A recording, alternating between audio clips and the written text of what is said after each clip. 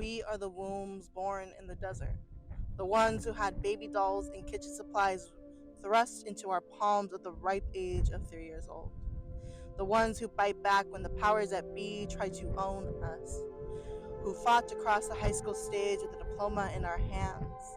Against the ruckus of megaphones and picket signs, we are determined to sit in rooms of sensitivity and empathy. We are molded by the clay of this earth under the sun and emerged as terracotta vases against the monsoon winds, against the side-eye glances after moving in with our partners before wearing a golden band across our fourth finger. We grasp at the information given to us by doctors and nurses because no one dared to teach us before. The silenced ones. We ripped off the duct tape from our own mouths and spit out the weapons against machismo like soldiers going to war. We are the earthquakes under the status quo. The ones our tias huff at when we don't serve our man a plate of food. We sneak condoms, birth control pills, and booklets into our bag because we deserve to govern this body as we please. The life in the desert. We are the seeds buried in the sand determined to grow amongst the weeds.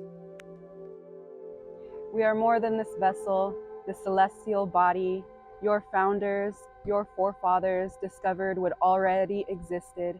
In their journals, they described the land as a woman, as something to be tamed and extracted for its flora and fauna. How can you invade and call it discovery?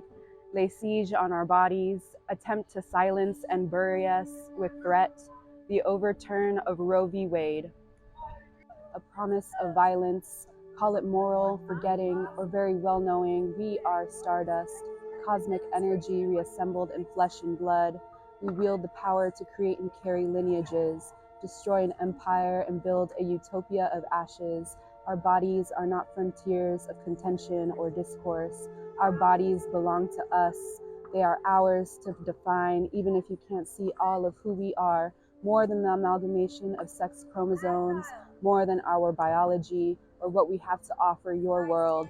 We are more than the phantom cord connecting our bellies to land. Knowledge means access. Reproductive rights means agency. As we become administrators of our own destiny, we choose to return home with key in hand to this body.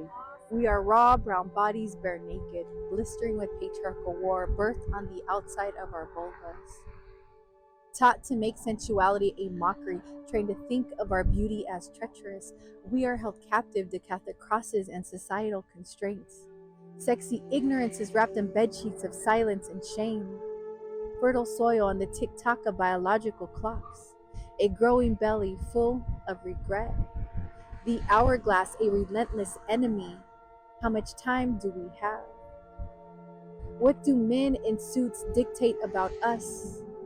Their pins, daggers upon our bodies, their words, swords to cut our choices. Let their ink dry on paper that will wilt in the walls of our labia. And the worry of money never goes away. Is there enough? How much does it cost? Are we enough? Should we keep this child? Our bodies do not betray us, even in the absence of blood or baby. It is a system that leaves us with no choices to begin with. There's a possibility that in death our futures have a fighting chance. And after abortions, our bodies are not mistakes and are capable of laughter and lullaby. We are teenager, college student, already mother, career women. We are not ready. We are perfectly imperfect. This time, we choose ourselves. We are stories, written in blood, bone, and flesh. The geography of generations holding down the right to education and asking questions, questioning when our insides became a topic up for debate. We, never broken, but becoming well-read in the power of community unity in the shape of bodies that value shelter over shame, refuge over regret. We are better days and days when we gift ourselves good care, health care without camouflage hoodies or false names. We are the quick run in and run out, grabber of pamphlets on how to examine ourselves for danger.